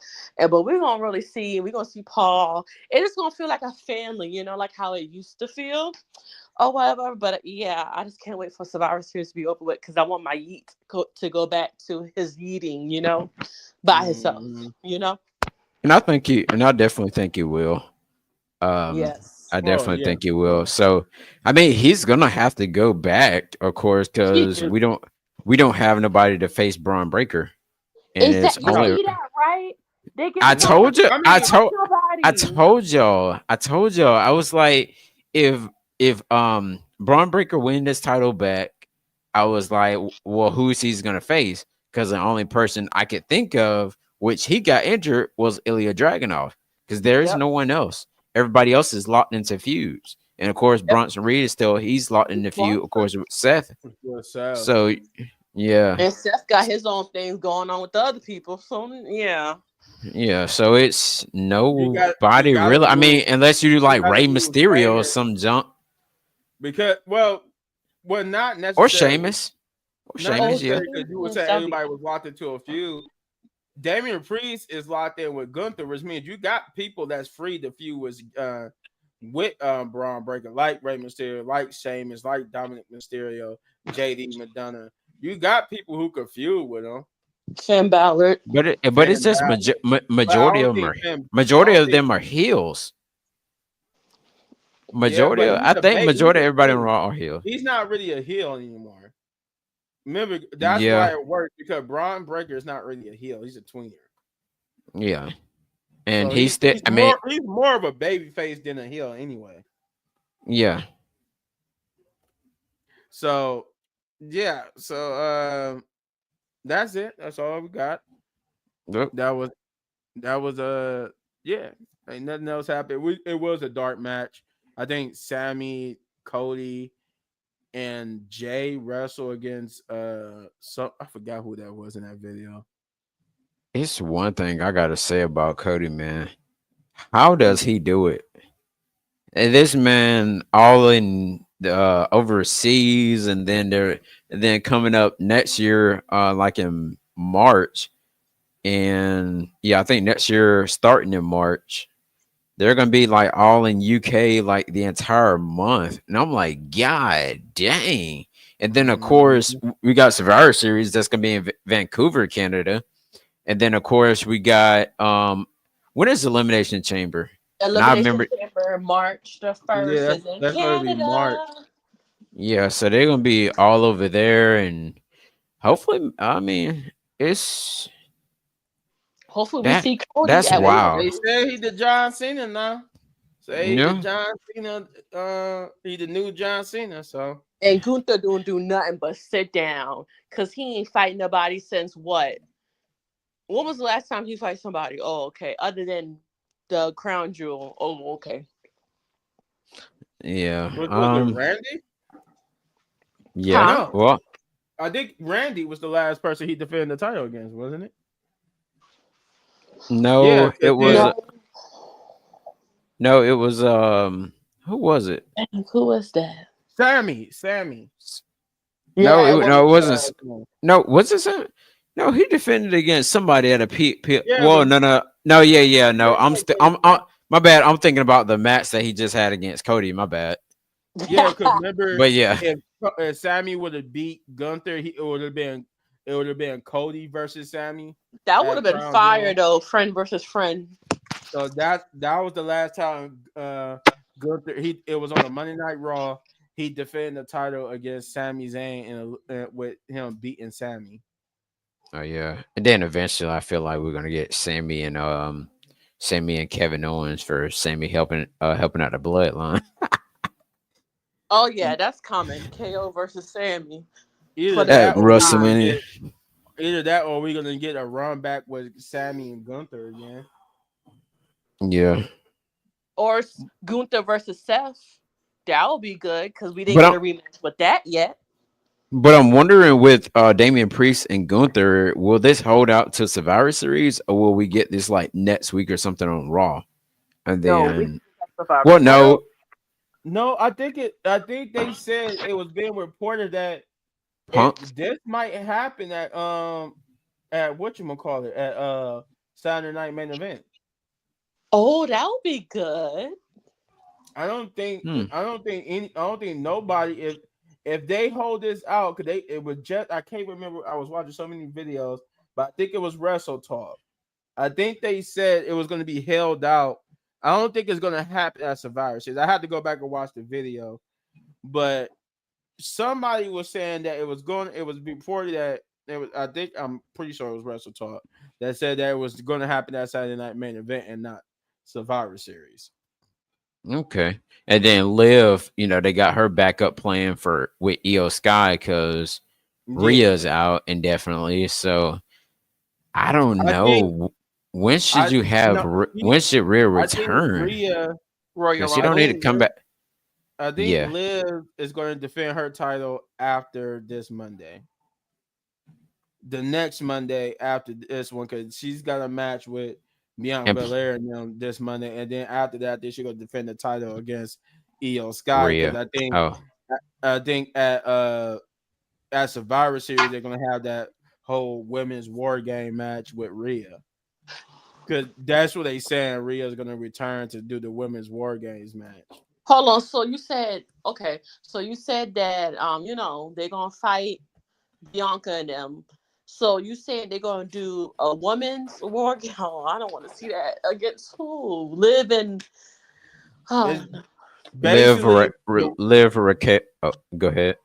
yeah, basically say the women's war games match is reported to be Team Liv, which is consists of Liv Morgan, Raquel Rodriguez, um, Roxanne Perez, and Cora Jade. I think is that hold on. Yeah, that's five, right? That was all Yeah. five. That was five women. Okay. Yeah, versus basically who we got in that one segment where we got where they jumped her. They basically sold you the women the Rhea's team, which was gonna be Rhea Kalani Ripley, Jordan. uh uh it was gonna be Rhea Ripley, Zara, Julia, Stephanie, then Kalani. Yeah. I don't want to. I mean, that's all right, but It, uh, uh, yeah. This they were saying this year's women's war games was going to consist of both NXT and main roster superstars. That was But you like know what? the whole point of her being there. But then the whole injury angle. But they saying that her injury is not as bad as it seemed, so she might be back in time for war games. But it's gonna be really crazy of how they're gonna like they keep on bringing Rhea back. She's trying to heal, but right. but she That's goes why like I on a said. How she gonna That's heal? why I said like uh, until she could heal up and get 100%, let Liv and some other women take over the Raw division until she come back. Right. Mm, They're That's what rushing it. that at this point, if she's too injured to come back for War Games, that's what you're gonna have to do. You're gonna have to let them come back. That's why I think they holding off on EO and Liv because this was announced, like I said on Friday, they announced that Rhea and Liv was going to be challenging Bianca Belair and them for the title. I think they're holding off to see if Rhea going to be able to come back to face but Liv but for you the know War what? Games at Survivor But you, Series.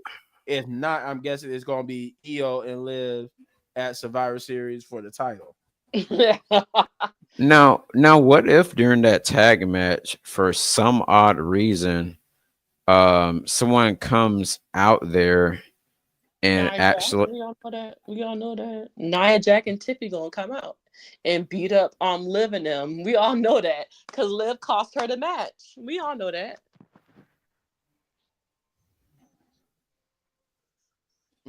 I Liv mean, going Nia gonna beat the brakes off of Liv. I'm telling you, watch.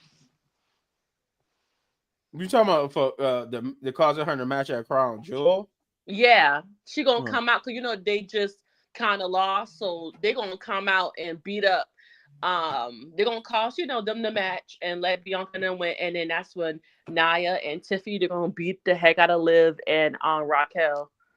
I'm still wondering why Nia Jax's belt looks so small, like a Right, WWE that's replica. weird. It's Naya, but No, man, it's the belt. They gave her a different belt, man. They didn't give like look at the belt that you got on your shoulder a little bit, man. And then mhm. imagine the replica you get out the store. Well, actually the WWE replica. That's the one This that's the is a one. replica, but you mean like the toy belt that you get from the store? Yeah, it definitely looks like that. Remember someone that was in the chat when we were doing the review for SmackDown last week, they actually mentioned that too.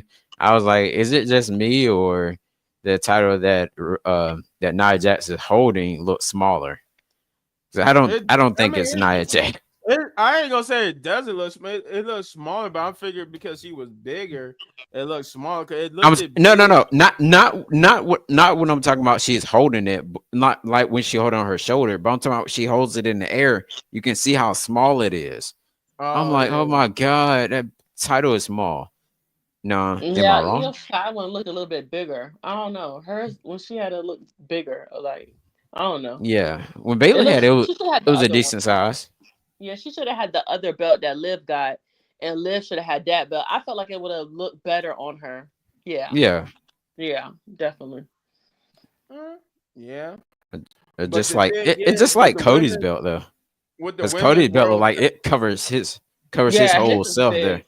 Yeah. Yeah, well, that's because he's small. He like, well, he's kind of like smaller than the normal people that usually have that belt, so that's probably why. My Cody.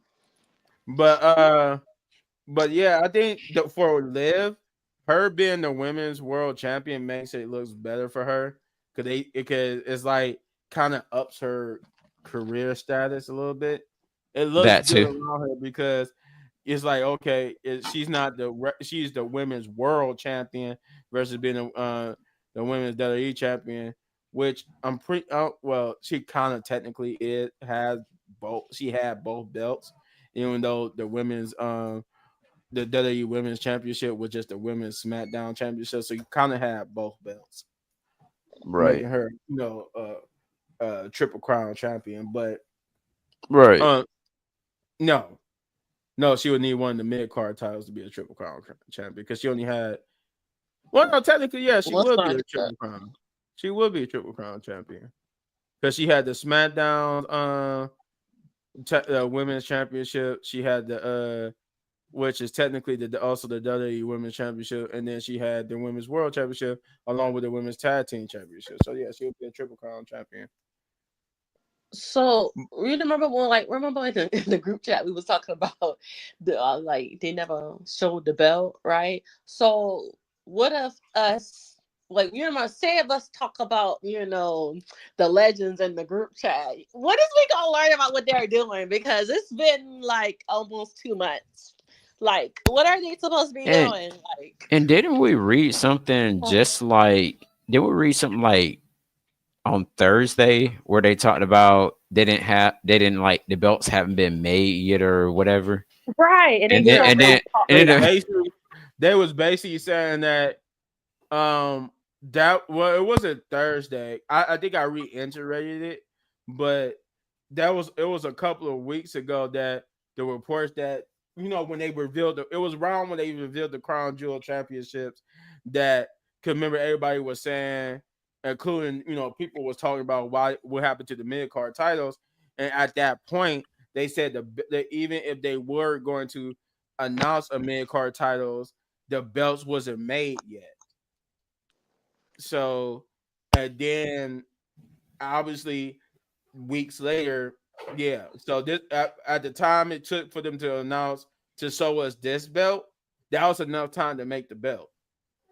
So wow. right, enough time has passed from when they introduced that the is Crown Jewel Championship belts to now. Yeah, that was enough time to make the United. Because all you had to do is it's the same belt. It's the Right. same title, It just looks with a good white though. strap. oh yeah, it So does. they don't take it. Don't. That's why they could do it so quickly because all they gotta do is just take the one belt and make it with a white strap. Yeah, and it was like one of the biggest surprises of the night actually Yeah. within the show because like we didn't expect it, but as soon as Nick Aldis said the women's have been busting their butts night in and night out all across the Darn, yeah. world, I was like, oh shoot. And then after then, they angled the camera down at the belt. I was like, oh man, When here he we go. started talking, I already had knew. I was like, "Yep, that's the belt." Yeah, but I think the thing is, had they would have made a whole different belt or brought back like how they did with the tag The team belt, Divas Championship. That would have Oh, been yeah, they would. hard. I think they would have. It would have took them longer to make the belt. That's why, than just making the same belt with a different strap. So that's why it happened so quick versus it taking a little bit longer because they just made the belt. I heard somebody say that that's why they do that because it saves them money and time. They don't have to. They could introduce new belts quickly if they just make the same belt with a different strap. If they want to do something for the Triple H. women, it's lazy, but it's cheap and it's quick.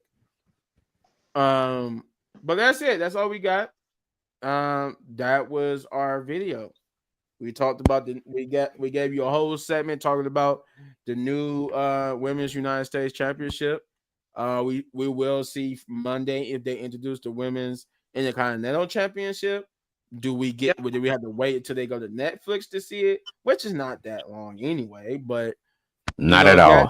Probably December That's for the I Saturday mean, night. according to the reports that have been coming out since they announced the United States Championship, the Women's United States Championship, which was just from yesterday to now, is that either we're not going to get one, or either we're not going to get one for Raw. We is going to get one for Raw either next Monday or in the coming weeks, or possibly in January. So that's pretty much how it's going to go. Either we're going to get one this Monday. If we don't see one this Monday, the reports that say that means it's coming within the next couple of weeks. But Either I tell you that, this, or it's going to I come tell in you, January. I tell you this though. Uh, what's his name? What's it? Adam Pierce. He need to step up his game on Raw He sure because do. because Nick 'Cause Aldis he is good. showing up and out. Let Stephanie take his job for real. Let's go, Stephanie. No, she done. She ain't coming back. That'll be Yeah. fire though. She do or wanted somebody. She ain't coming back. She might come back like how she did for SummerSlam and just make appearances, but she not coming back. The demands in WWE is finished. It's done. And nobody. It's pretty much CM Punk was right. It was either going to be Triple H or Stephanie, and yeah, the McMahons are pretty much done. Vince McMahon killed the McMahons in the WWE. He killed all that. But no, yeah, that's Nick. All this, I mean, Adam Pierce. His Monday Night Raw has been pretty good with Bronson Reed and all the stories they telling. I don't other than the women's mid card title, he ain't been doing a bad job, at least to me. Monday Night Raw, both Monday Night Raw. For me, I know people have been saying is one or the other. People been going back and forth saying that either SmackDown has been the best show or Raw been the best show. To me, looking at everything we've been seeing, both shows are good. Ain't Right. one Oh better yeah. than the other. One show, but SmackDown is not better than Raw. If anything, you know what? I take that back. If anything, NXT has been the best show. It hasn't really been much. Exactly. If anything, it's not about if Monday Night Raw was better than SmackDown, SmackDown better than Monday Night Raw. It's NXT that's been better than both shows. NXT has been the most interesting wrestling show that he's been doing in a long time. So if anything, I don't know what Sean got. I don't know what Sean be doing, man. But Sean be doing something. if anything, y'all statements would be Nick Aldis and Adam Pearce need to step it up because their shows are not as good as NXT. And especially what they did this Wednesday. No, yeah. Especially, especially with especially that other show too. All elderly wrestling. But yeah, we're about to get out of here. That's all we got. We've been on here long enough. Let's see. We're gonna do like this. so you can see our names. But first and foremost, get over to the Wrestling Pit podcast. And if you already haven't, get over there and subscribe. We want you to run that subscribe button up so that we could get to 500 subscribers. Actually, hopefully, I'm going to go check because the subscribe button should have been running on while we've been on live. Y'all should have been getting on the live. Y'all should have been subscribing. Y'all should have been doing all that type of stuff. Run that up to 500 subscribers. Hit that like, subscribe, share, hit that notification button because this is what brings you these type of videos. And we need your support to keep doing it. As always, now that we got the Wrestling Pit podcast out the way, you see my man right here, Chris Wrestling Views, right? Get over there and subscribe. Bitman Chris is almost to that 100,000 subscriber mark where he get that beautiful YouTube plaque. So get over there, subscribe. You see his name, Chris Wrestling Views. Sorry. Hit that like, subscribe, share, hit that notification button, do all that so he could get to that 100,000 subscriber mark. Get that man there. We want to see him do that video where he could finally put that YouTube plaque up. Then you see Shay down there. Know the rules, right? You see her name. Know the rules. Get over there, subscribe to her channel. Hit the like, subscribe, share, hit that notification button. Run her up to 500 subscribers as well. Hey, we all trying to make it on this YouTube platform. We love what we do, right? And then you see me, Little Bit Man Gaming, where I do gameplays, I do reactions, I do wrestling videos, I do all types. Have you did some more? Have you did some more Call of Duty? Yeah, I did a day or two ago. I just did my second video. I might do another one here in the few for. I'm either gonna do one later on in the next hour, or I'm gonna do it tomorrow. Either or I'm gonna, between later on tonight or tomorrow. I'm gonna do another Call of Duty live. But yeah, I got 2 of them up on my channel so far. Okay, I'll check out the latest one. Yeah, but yeah. Get over to my channel, hit that like, subscribe, share, hit that notification button. Do all those great things for me. I'm trying to get to 10,000 subscribers. And then we can go from there. For the people who wasn't here, shout out to main man Hector. Get over to Jeff Wrestling 23. Hit that like, subscribe, share, hit that notification button for him. Get him up to 500 subscribers. Shouts out to Kicking It with Leo. Get over to his channel too and hit that like, subscribe, share, hit that notification button, do all those great things for him. And again, that's Kicking It with Leo. Also Punch, who cannot be here. Get over to his channel. I think it is No Regrets. Get over there and subscribe where he do hit that like, subscribe, share, hit that notification button where he do music and wrestling videos as well. And yeah, that's the Wrestling Pit crew. We gave you a good video. So as we always like to say when we sign out, Wrestling Pit podcast, baby. Yeah. I'm gonna say it.